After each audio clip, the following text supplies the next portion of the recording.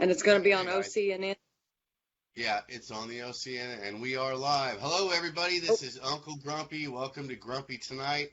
We have a full house tonight, as you can see. Hopefully, you guys are getting a picture of at least two, possibly four of us. I've got Representative Jacob Rosecrants here with us, as well as Lawrence Pasternack and Norma Sapp, as always.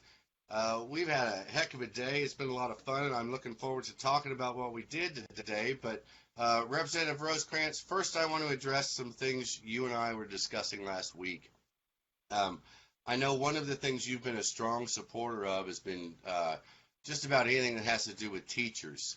So we were talking about how 788 is going to affect teachers with all of us going back to school, or with all the kids going back to school. You know, my questions are things like, can a teacher have a card? Can a student medicate on campus? You know, the basic questions that everybody's going to have. Can you tell me what you're working on and what you know about this? Yeah, sure. I'll tell you, first of all, it didn't take a long time to figure out the answer, honestly, because it's going to be, there was really nothing in 788 and there was really nothing in House Bill 2612 that really said anything about it. I will say it's going to come down to school boards, local control, how they're gonna handle this, because there is a part of 2612 that talks about I can't remember the language right now. Direct child care. Direct child care. That it's going to be up to the school boards how they interpret that, and I'm interested to see. So far, I mean, I don't know anything.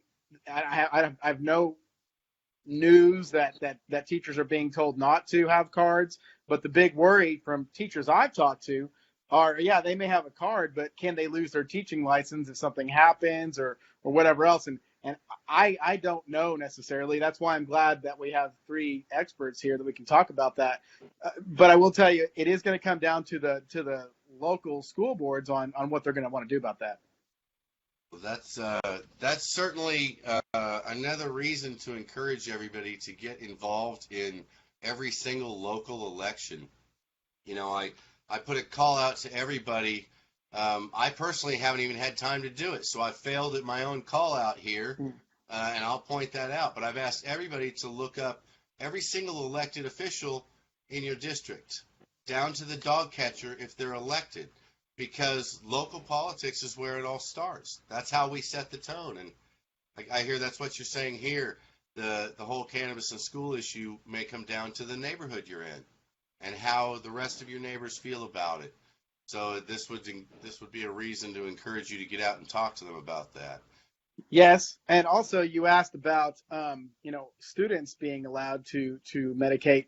That is covered, I believe. We talked about it in the medical marijuana working group, and Lawrence may be able to get a little bit deeper on this. I believe that as long as they have two separate doctors or notes, basically. Yeah, Lawrence, if you'll go a little deeper, because I have an overall view, but not a deep view. Yeah, for a minor to receive a license, they have to have recommendations from two separate physicians. Right. But then there's the further issue as to what the policy of the school board will be with regards to allowing for any kind of medicating on at school, whether or not, for instance, the cannabis can be held by the nurse, or whether or not they even allow anything on campus. I think different school boards have adopted different positions on it. Yeah, that's also what I've heard. And come to think of it, I'm not even really quite sure if I've heard of any outcry just yet. So I don't know if school boards have even voted on it or something. I did talk to the State Department of Education during the medical marijuana working group, and basically was told it's going to come down to the local school board. So, yeah, what you said. Let me ask you this then, Representative Rosecrants. You're a former teacher, correct? Right. If your local school board reaches out to you for any sort of advice leaning one way or the other, someone who used to work in that as a teacher, what do you think a good plan of attack here would be? Oh, it's a great question. Just make sure that your voice is heard at those school board meetings. hardly anybody shows up to school board meetings till after something happens. It's kind of a reactive type situation. And gosh, it's just such a wide open thing here. I mean, I guess you could look at it if it was recreational, like alcohol usage, but it's medicinal. And so we're talking about something, if you can use with a prescription, this is the same thing.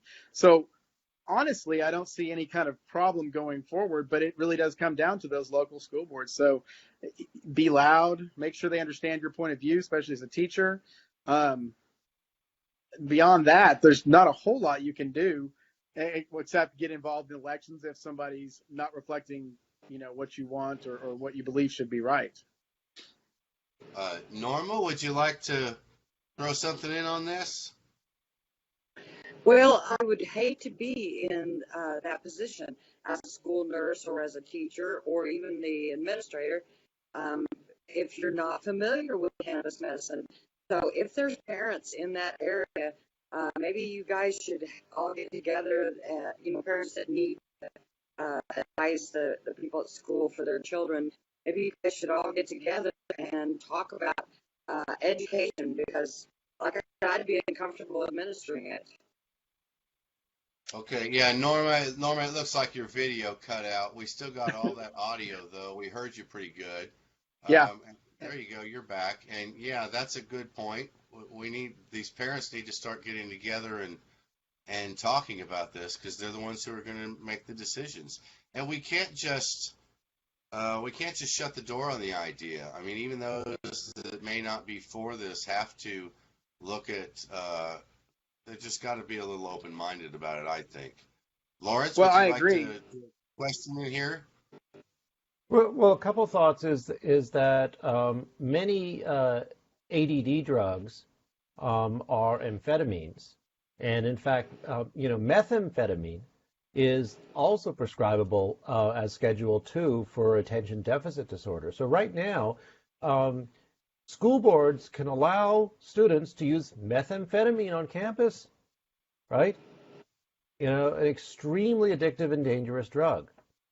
So, school children, we've heard stories about this, that kids will trade their amphetamine drugs and sell their amphetamine drugs because other people who don't have ADD, they take the ADD drugs and it basically functions as a powerful stimulant.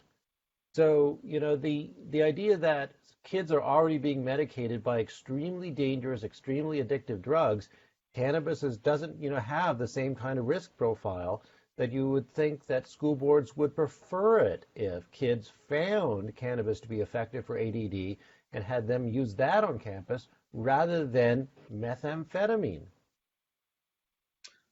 That's a great point. Yeah. Great point. Yeah. And not only that, it also is going to come down to really just kind of re-educating, make sure people understand that this is a medicine. This is a medicine that if they've gone through, to get the card for their child, that they truly believe that this is going to help their child as well, which I think it comes down to you, me, everybody to make sure people understand that that's what this is. This is not some devil's lettuce or the illegal drugs that we all grew up when they were illegal, So great point. There's things that we give kids. I saw it when I was a teacher too, that I was just like, oh, what is this? And I was just like, Adderall this and something with this long a word, on the bottle. It's just pretty creepy. And I love that you pointed that out. The fact that, if you're allowing that, then this definitely should be something that should be allowed too. Again, I've heard no problems. Has anybody heard of any problems with this coming up? No, Besides some of the questions I've got. I've not heard of any problems myself. Norma, have you? No, I haven't. I just thought this is one of those it's best to get in front of, and yes, get everybody especially for involved teachers. Right. The teachers that have contacted me that have medical marijuana cards are the ones that are like, what's going to happen? And it's so sad. I couldn't give them a true, just full on like, hey, no big deal. I just had to say, hey, it's going to be up to your particular school board what they're going to do, and we'll I guess we'll see. Time will tell. And Yeah. unfortunately, there's not much more to say about that. And did you know that some pharmaceutical companies also sell amphetamine gummies No. designed, flavored, and marketed to children? There'll be pictures of children taking their candy, their fruit flavored amphetamine gummies.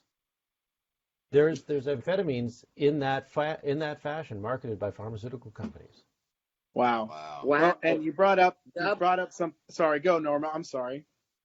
I was going to say double standard to what we heard today. Wow, that's a good segue. I kind of want to hear what happened today, since we Mhm. really can't Okay. answer fully Uh, what we're going to do here, except for local control. But what happened? well, first, let me ask you, what else are you working on? I know you're working on a lot of teacher issues, and we have a Oh, lot of teachers that watch this, so I really want to address those. What else are you working on? And even if they're not cannabis related, they're teacher related. We've just got teachers listening, so now let's finish talking to those teachers. oh, What have you no, got no going? problem. Yeah, no problem. It's pretty simple. We get 8 bills, per year. But me being a super minority, I'm not going to get all 8 bills heard or passed. So I'm really just kind of circling around a few, and I'll break that down real quick. First of all, I am going to rerun what's called Lauren's Law. This brings consent and healthy relationship education to our kids, really in schools. And it's something that I passed in 2017, but it died in Senate. And then last year it just died because of ignorance and people just not understanding what it did. It's meant to reduce sexual assault and domestic violence with our children, and it's all about local control, and it's just a really good vehicle to get that type of message out there. So that's one thing. I don't know what House bill it'll be yet, but also, and we talk about incentives for businesses all the time. There's a $5 million quick action closing fund to bring businesses here. Well, I'm saying let's spend $5 million bringing back a $5,000 stipend for our National Board Certified Teachers, which it's a very, very intensive program that you go through. And on the other side, you become a better teacher. You only have to be a certified teacher for 3 years to get into the program. And then you'll get a $5,000 stipend on the back end of that, which is what it used to be. So it's a restoration of what we had before all the cuts were made.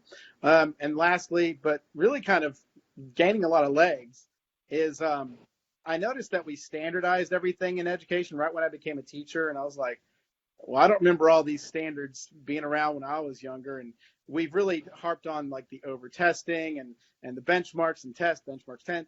And it gets really kind of the whole point of like learning by enjoyment is lost, especially in our younger ages.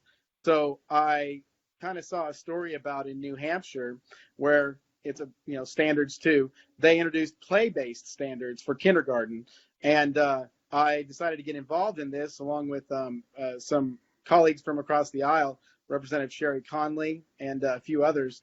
And it looks like we're going to get a lot of support for this idea, because especially people in early childhood education, elementary teachers, counselors, they agree that the art of play or enjoying it while learning has gone away. And so basically, when we bring play-based standards, we're not trying to standardize play. We're trying to make sure that the powers that be and admins and people like that understand that, listen, play is a great way to get kids to learn socio-emotional, so many different ways, which then can, lead to better student achievement. That's getting a lot of legs. I'm starting a coalition there. It's got like 52 people already in it. Professors from colleges of education, so many. It's a real promising looking situation there. And I've been in for 2 years now, and I know how important it is to do all the legwork on these types of things. So that's what I'm working on right now when it comes to education in schools and stuff. Well, that's great. That's a mouthful. I definitely know what question I came up with out of that. But Lawrence, I'd like to start with you. Have you got anything you'd like to ask him about any of this? There is something honestly kind of creepy about the idea that the government's setting up standards for play. Yeah. And of course, that's going to be the issue that you'll have to, speak to. Yes. But I think behind that, superficial appearance is the idea that rather than students basically being expected to sit passively and absorb information, and a lot of information that they feel is not relevant and they're not motivated to learn, children are full of energy and sort of, just as human beings involved. It wasn't the case that thousands of years ago kids would spend, the bulk of their waking hours sitting at a desk. Kids have all this energy and they want to be active. And so the idea of trying to integrate just what's natural for a child to want to be doing with learning is a great idea. Oh, well, I appreciate that, and you're exactly right. The few people that have opposed this, especially, I contacted, it passed in New Hampshire, and I contacted the author behind that, and have talked to her about some of the naysayers, and definitely that's the first thing. Why is government standardizing play?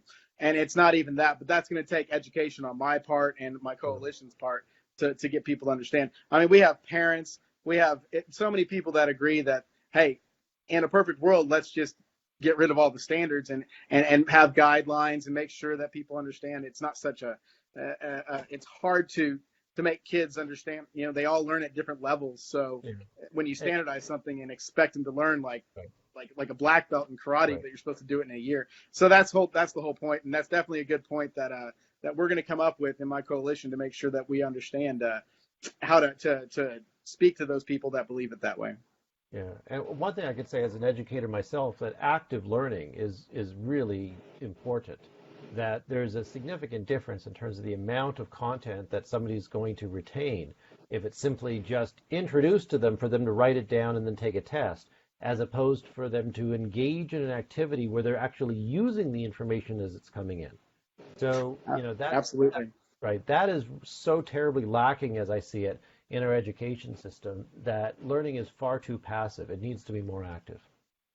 And I'm going to do what I can. I appreciate that. I'd love to have your voice. If you want to shoot me an email, that's how I'm trying to get everybody organized.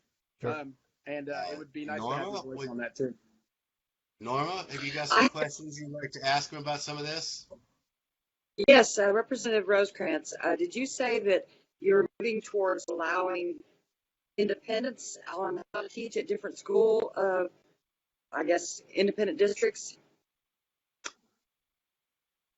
What? Say that again, you cut out. Okay, so did you say something about allowing independent districts to decide how they were going to teach? Nope. Nope. Okay. All right. Well, I just thought that was a pretty good idea. That's the way I heard it. That different demographics would learn differently. Maybe they needed to concentrate on yes. different format. Yes. Well, I mentioned that, not a bill, but that's just my belief that not all children learn at the same speed. So of course we need to meet the children at where they're at. There's been a push for this, but I was talking not necessarily the districts, but just us taking a look at like student centered and make sure that we're not just trying to fit them into a square, little standard box here. That's just my belief. Once I became a teacher, I was like, what in the world are we doing? How are you going to standardize this? I understand they're trying to make it to where if you were to move from Oklahoma to New Mexico or whatever, that they'd be around the same, speed, like where they're at. That's just almost impossible in my mind. But again, I'm not going to fight and say, let's just destandardize everything, because that's not a fight I'm going to win.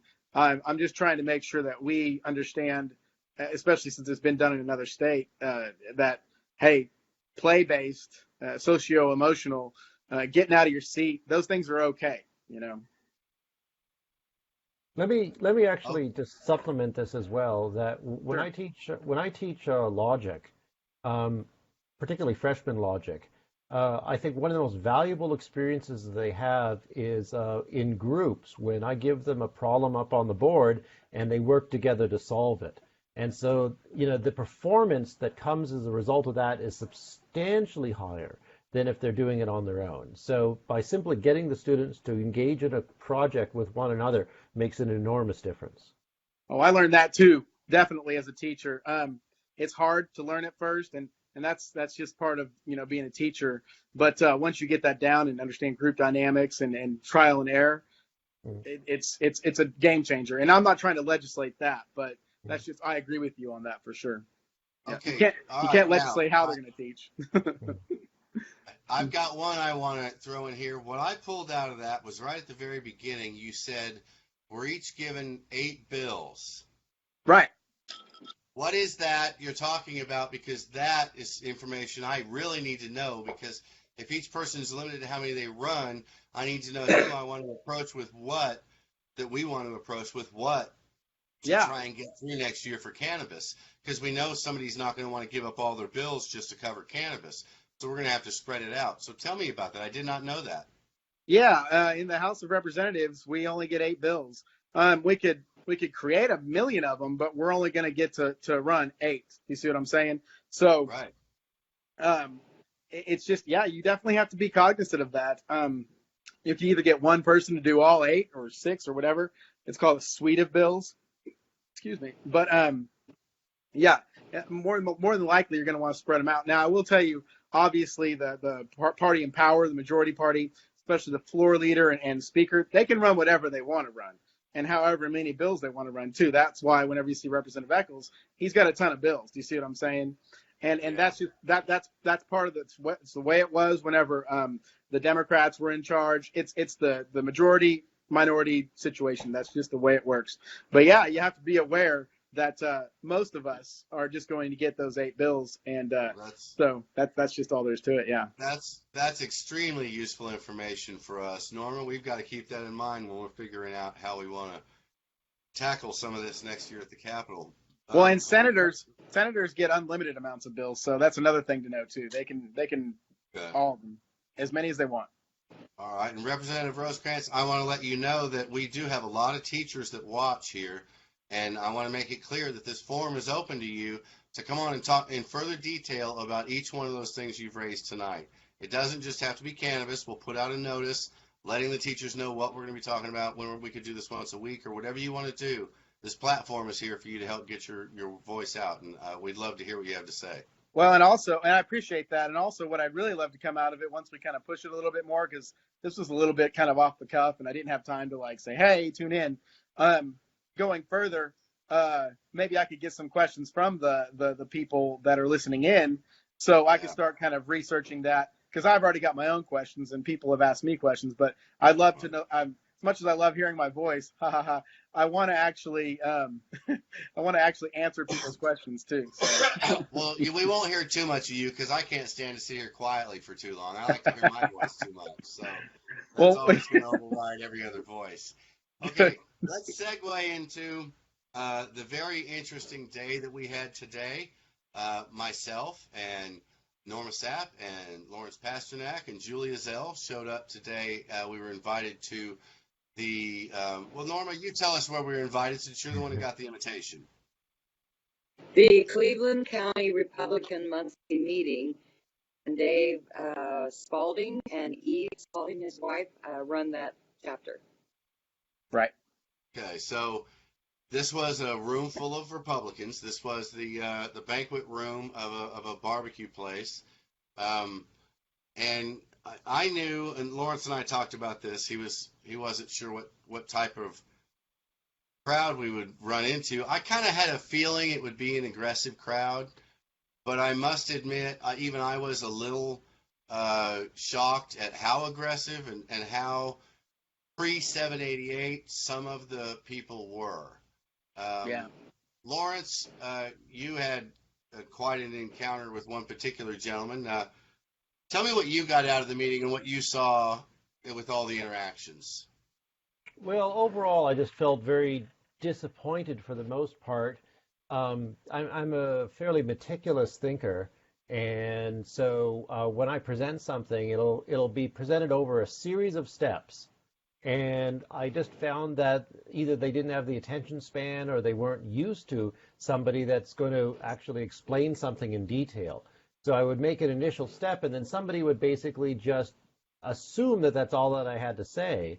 And I just really couldn't make much progress in most of these exchanges, because unless I was able to package it in a little soundbite, then, my points were simply just not getting understood.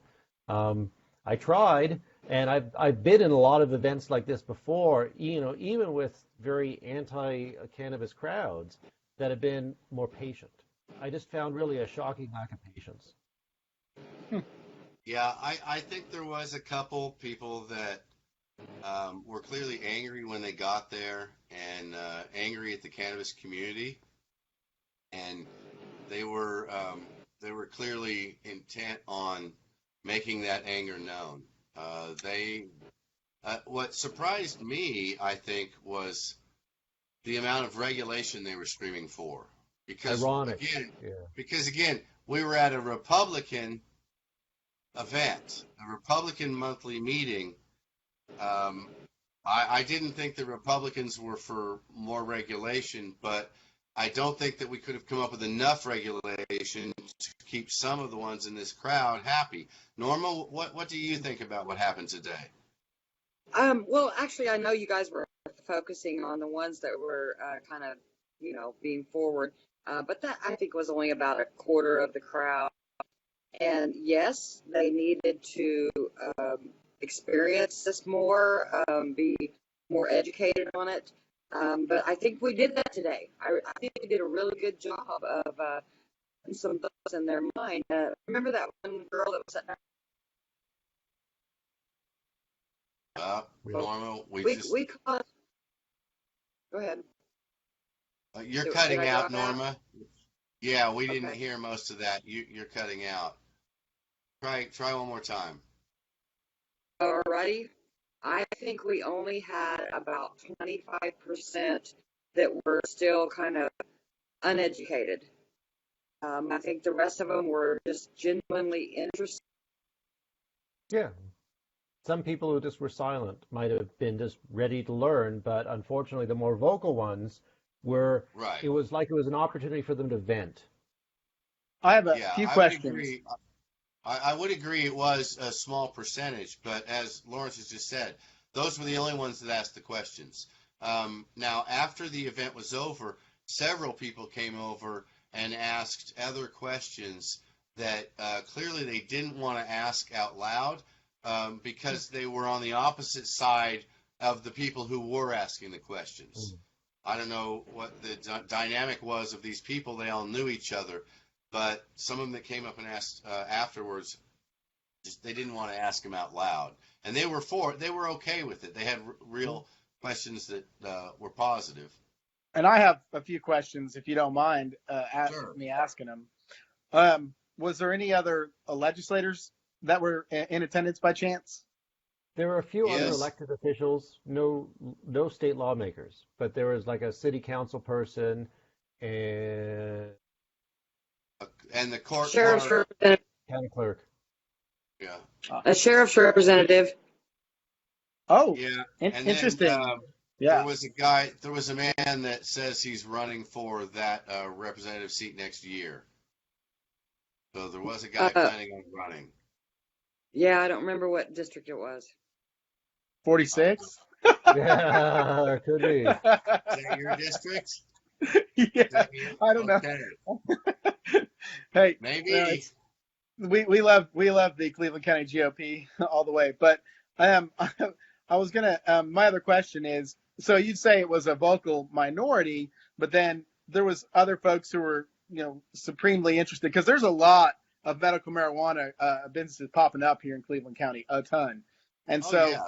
I would think there'd be many questions, not to snuff it out, but to be like, hey, what can we do to better, I don't know, locally issues. I don't know. I'm surprised, because I've talked to, I've got a pretty conservative district, and many people that I've talked to are just looking for a way to get in the biz, or how they actually want to get their medical marijuana card and start healing some of the things they've had to deal with in their lives. And it's been pretty positive over here in District 46. Well, that's because I'm the representative, and so positive. No, but that's been my experience. So I'm interested in hearing a little bit more about did anything productive come out of this? There are a few productive exchanges. Part of, I think, what happened was the whole thing began with this one individual who went on a very loud and long rant against gummies. And, And advertising.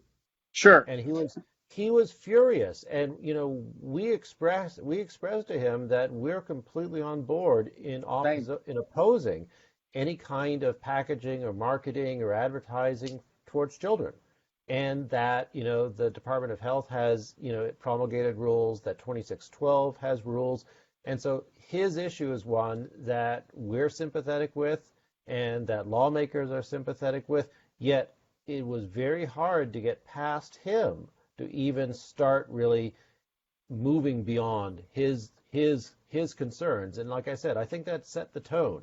And it took a lot of work for us to then move on to some other people. And we did have a couple good exchanges. There was one, I think, fairly detailed discussion about DUI related issues. Yes. And what else would you guys say were some of the more productive exchanges? Well, the one about big business, the gentleman who was running that thing had asked the question about what Big Pharma was doing as far as with medical marijuana, how they're reacting. We were able to help them figure that out, that they're mainly funding the opposition, while, as Lawrence pointed out, they're trying to silently do what studies they can so they can Yeah, utilize this right. somehow. And I talked about Sativex and other pharmaceuticals from GW Farm and elsewhere that are legal in 40 or more countries. So, there's cannabis-based medicine all around the world. It's just that we're not allowing it here. Right. Yeah, look, it was a lively exchange, and I assure you, when we walked out of there, I was not upset. I was energized, and I was ready to talk to more people. So, I Awesome. mean, I Well, that's good I to I hear. really loved it. I love the conversations myself. That's why I keep telling people that, cannabis and a lot of different issues shouldn't even be a partisan situation. So that's just, I guess that's just me, but I'm glad that you guys went in there and were able to have some productive conversations. I do have a question real quick for all three of y'all, really. Something that came up that I was texted, and I know it's probably silly, but I just want to make sure that I'm right on this. There was somebody, more of a conservative type, that reached out to me and said, "Hey, listen, now that we've legalized, medical marijuana, do you know that the cops now aren't going to pull people over for methamphetamines, cocaine, and stuff like that?" And I was like, "Where did you hear that?" And they said they heard it from local law enforcement. Any kind of what is that?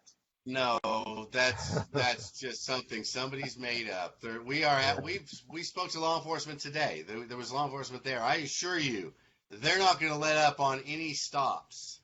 They're Yeah. trying to figure out the way I see it, and I'll let Lawrence and Norma address this too. The way I see it, they're trying to figure out how to deal with cannabis. They don't know. They're literally blind. And as far as any other drug, they already know how to deal with it, and they don't intend to change their ways unless another law passes that makes them change their ways. They did not prepare for this because they didn't want it. They didn't think it would happen here in Oklahoma. Here it is. Now they have to deal with it, and they don't know what to do, and they're trying. A lot of them are trying their best. But unfortunately, we are hearing, the horror stories here and there. So, And Lawrence, what? Yes, Norma, it came from a Normanite. So have you heard similar stuff around here? I I have not, but I can imagine the conversation because in the past they have used the scent of cannabis as an excuse to be able to search you, and then they find other drugs. So without that tool, they feel kind of hamstringed. Uh-huh. I see. Hmm. I That's an see how issue they. in a lot of states because now that hemp has been federally legalized and it's legal in almost every state, and hemp could smell exactly the same as marijuana, that it's Right. no longer probable cause for a search. So that's the one way in which cannabis legalization has had an effect on what kind of policing could be done for other drugs. But the obvious upside is that by removing, the time involved in cannabis policing, it allows law enforcement to focus their energies on, more serious matters. And, likewise, the OBN, my understanding is the OBN likewise sees this as, you know, they're cannabis, cannabis is not something they are worried about. Methamphetamine, fentanyl, these are the ones that kill people. These are the ones that are profoundly dangerous. These are the ones that involve a lot of violent crime. And so by basically no longer having to engage in the policing of cannabis, they have all the manpower resources direct towards really serious, dangerous drugs. I just had an aha moment, one of those student things, because I kind of understood what y'all were saying, but I think Lawrence just speaks to me. Um, that's what the person was probably talking about. They're not going to stop anybody for the smell of weed, when back in the day they may have, and then caught other things like fentanyl and cocaine. I think that's where that person probably got just a tad bit confused. I would agree with that. Yeah. Thank you. Something I want to bring us back to that I think is relevant that we as the cannabis community, I think, need to take from today's meeting. Lawrence has expressed how the gentleman was upset about the gummy issue, but it wasn't just the gummies. It was the idea that they think that everything we're doing is advertising to children. At one point, the gentleman said he wanted everybody in the room to go into any dispensary at all, and they would see advertising to children. For which I had to reply, I'd love to see everybody in that room in a dispensary, because then they would see that it's not that way. But there is some of that, and I think that we as the cannabis community need to acknowledge that, and we need to work better on that. I've had this conversation a lot in the last 24 hours. It's come up before, and I expressed it like this in a video earlier. When I'm in a conversation with a representative, like Representative Rosecrants here, not him, but one of the people he sits next to, and I want to talk about lowering the taxes and about letting up on some of the regulation. They look at me and say, no way, it's recreational. You're lucky we don't charge more taxes. And I say, no, it's not. It's medicine. Come to the patient drives, meet the people, answer my phone for half a day. You'll see that this is medicine and people are using this to save their lives. And the response will be to hold up because it's been this in the past, to hold up our advertising and say, no, that's recreational and you can't convince me of otherwise. They then become a wall in the negotiations at the table. They don't want to move past the concept in their head that this is recreational, and the concept was put there by us. So we need to be conscious of that, and we need to work on that better. Lawrence, would you like to say something about this? Yeah, I see all throughout the state a lot of marketing that makes cannabis seem recreational. Dispensary names, right, that are very recreational, packaging that's very recreational, particular edibles that are all like, designed to be like fun foods. And, there's something of a place for some of that with, say, cancer patients and HIV patients without much of an appetite, trying to, encourage them to eat something sweet and so on. But overwhelmingly, as I see it, a lot of the recreational motifs that are out there, I think that a large part of that has to do with this sense, this energy that's been built up. And the releasing of that energy, it's like, we've been an oppressed group, they feel. We've been oppressed our entire lives. And free at last, right? Thank God, free at last. And they're celebrating that freedom, right? Yeah. So a lot of what we see in terms of these recreational motifs are basically an expression of their feeling of liberation. And so that's understandable. So rather than people who oppose it, thinking just debasing the program as merely recreational because of those appearances, we need to understand, I think, the psychology of what's happening, right? The cannabis community has been an oppressed group. Their lives have been in danger. Their freedom has been in danger. Their jobs have been in danger. And now, finally, they're feeling liberated. And that feeling of liberation has led to a lot of, vivid expressions that make the program look recreational. Wow. That's a great point. I don't think I've ever heard it put better than that. But I do want to add, though, because I think it's important. we also want to protect what we have, and we're not in a position, we don't hold all the cards, okay? And a prime example of that is we all know what 788 said. We all know what 2612 and 1030 did. And there's not a whole lot there that, survived. So because we don't hold all the cards. Unfortunately, as Lawrence has explained, it is a natural reaction. It's human nature to want to celebrate, and I love people for it. But if we want to protect our program, and if we want to move it forward, and if we want to get some of the things that are getting done to it undone, we have to perform better on our end. And while that does mean we have to sit on our hands a bit when we want to raise them in the air and celebrate, the race is not over. And my biggest concern is how many lives we're going to lose during that race on the little fights that we didn't have to have, like this interim study this summer by Representative Tammy Townsley into cannabis advertising. It's a prime example of a fight we didn't need to have, but we're having it because her constituents have called her and said, I'm sick of it being thrown in my face. It looks like a party. So that's why we're doing it. So again, I completely agree with Lawrence, and I reiterate, that's the best I've heard it put. But if we want to protect this program and move it forward, we've got to think beyond our natural reaction to just celebrate.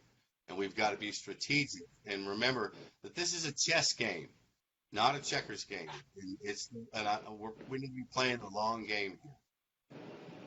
Representative Rosecrants, could you tell us from your perspective and the people you work with at the Capitol, how much of an issue you think this might be from, say, your party, yours being the Democratic Party? Is it an issue on that side of the aisle? Yeah, I can speak to both sides, really. It's a concern. It's a concern from both sides. From the beginning, we've been trying to tell people this is medication, and it is.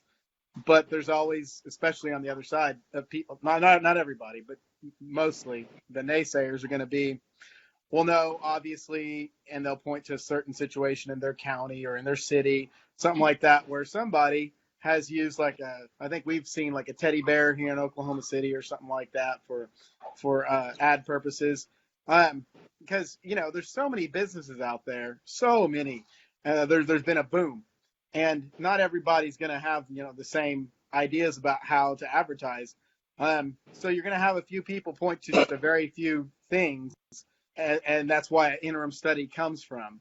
And you're exactly right because of the fact that existed and it can be construed as directed towards children.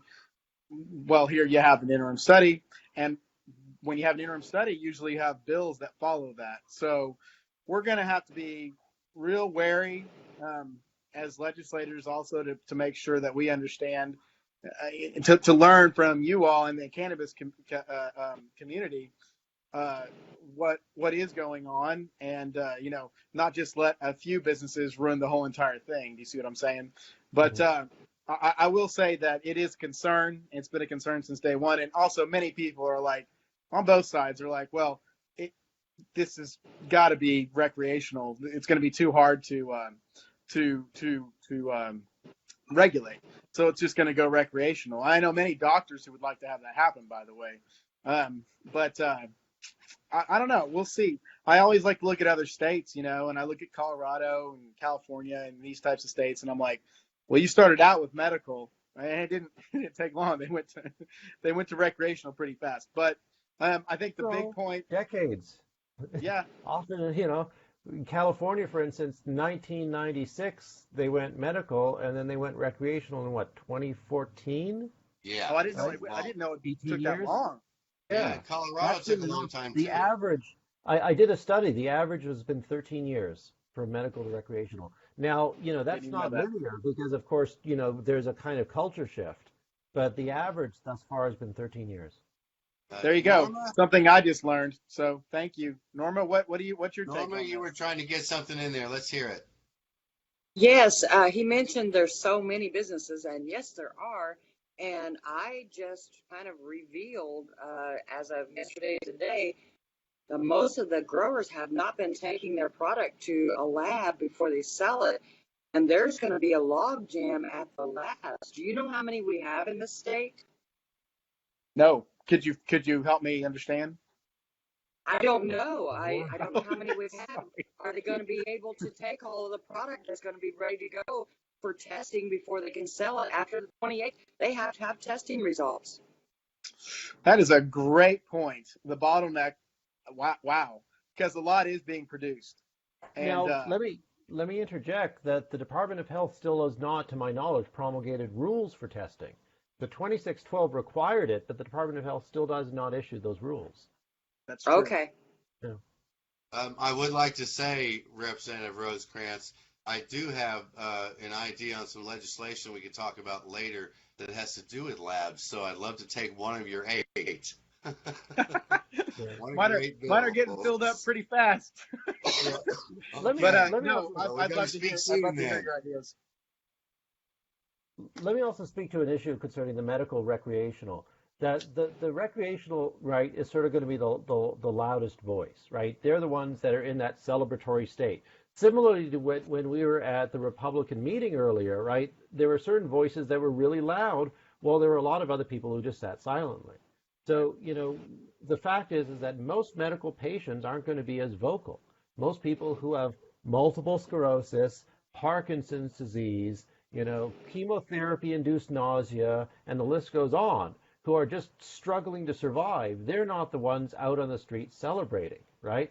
And so, we could have effectively here the silent majority of the medical patients, the true legitimate medical patients who are not the ones out there at the forefront because, they just are scared or they don't have the physical well-being to do so. And so what we get are some louder voices who are in that ecstatic state. But let's not assume that the loudest voice reflects the norm. Good. Okay, Great point. well, Great folks, we are coming up on an hour, so I want to end that particular part by saying this. I want to thank the Republican Party of Cleveland County for having us there. I loved it. I love the exchange. I don't expect to change minds or change the world if all we ever do is smile at each other and say nice things. So I'm quite okay with the 25% being vocal and the 75% coming and talking to us after, whatever it takes to change one mind at a time, if that's what it takes. I would ask that everybody out there help us do this in your community. We would like to do this everywhere. The way we change things is to first start talking to each other. And that's what we did today. So as frustrating as it was, I thought it was great, and it was a lively exchange, and it will plant seeds in minds and change people over time. So thank you to them for having us out there. I really appreciate it. Lawrence, would you like to say anything else before we wrap it up? Right, we could talk about our organization if you want, if you think that's appropriate. Okay, we could do that, but we're coming up on an hour, so unless you want to make it just a short one. Everybody just visit okcla.org. Yes, well, you Go to can your do more browser, than open it that. up. The okcla.org. Oklahoma Cannabis Liberty Alliance, the new organization we've created. Please go to our Facebook page as well as our website. Get involved. This is nothing new. This is the organizational structure around what Norman, myself, and Lawrence have been doing for more than a year. This helps getting a few more doors with some organizational structure. We'll be able to get a few more things done. And I will say this about it, Lawrence, so thank you for that. One of our goals is to create an army, and what I mean by that is we need 2 people in every district, 2 people willing to sign up with us, ready to make phone calls and emails and whatever's necessary when we call for those to be made next session. We also need those people to be available to travel to the Capitol. But here's the thing, and this was Lawrence's idea. He came up with this almost a year ago, to create a fund that can help fund people doing that, because he watched me and Norma still to this day struggle to get back and forth to the Capitol because we have to do this on our own dime. So this army we want to create, we want to be able to, we're going to raise money and we're going to be able to fund you coming to that Capitol that day, speaking to your representatives in person. I want every wheelchair, every cane, every disabled body that wants to stand in front of their government and petition their government but can't because of whatever financial reason, they're 4 hours away or whatever. I want to pay for them to get there so that all that it costs them is their time. Because I believe, as I've learned since I've met Norma, this is the most powerful thing you can do, is go into your own capital and speak as a citizen to your representatives. It's extremely powerful. So I think this organization is going to do some big things. I really do. Yeah, and we're in the process of finalizing our paperwork, so we don't officially have 501c3 or 501c4 status yet. Paperwork is in process, so that's presumably coming soon. Right, yeah, and we're not raising any money right now either. We will not raise any money for this until we have everything done totally right and legal. And like he said, we'll have a 501c3, which I think that even is a tax deductible thing. So that should help in raising some money. So it should be good. Norma, would you like to wrap up with something? And then we'll go to Jacob. Yes, I just want to say, if you want to have a town hall meeting in your area, look for a venue, one that you would have, like a city hall, a library. The courthouse may have local meetings there. So look for a venue and speak to your elected officials there. I want the mayor there, the city council, someone from the police department. Everyone has questions, and I want everyone at the table when we come to your town. Yeah, that's how we get things done. That's right. Jacob, what would you like to say before we close it out? Well, first of all, I'm still learning. I don't have all the answers. If I did, I'd rule the world, wouldn't I? But I don't. So I'm still learning everything. And so anybody who has questions, feel free to email me at jacob.rosecrants@okhouse.gov.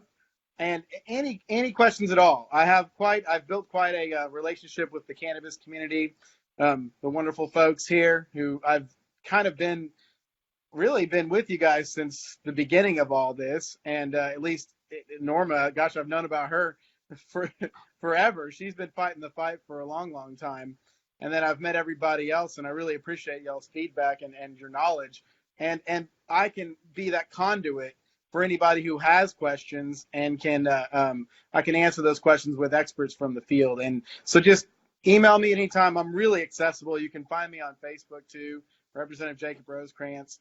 I answer in person my messages. This is a surprise to some people, but I actually do like to be accessible as possible. And I'm also a lifelong learner, so I'm continually learning as much as I can before I put something out there. And also, I'll ask questions too. So if you just would like to have a conversation, meet for coffee, whatever, go ahead and give me an email and or otherwise reach out to me.